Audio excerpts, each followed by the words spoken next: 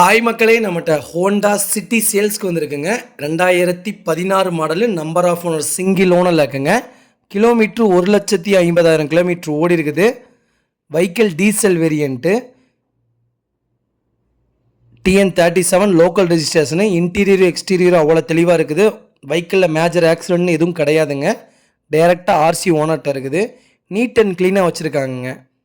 Car location வந்து கோயம்புத்தூருங்க. நம்ம இது கோட் பண்ணுற ப்ரைஸ் வந்து 6,40,000 கோட் பண்ணுறோம். நெகசபிள் தான். நேரில் வாங்க, அனுசரித்து கொடுத்துடலாம். 4 டயரு பிராண்ட் நியூ டயர் போட்டிருக்காங்க.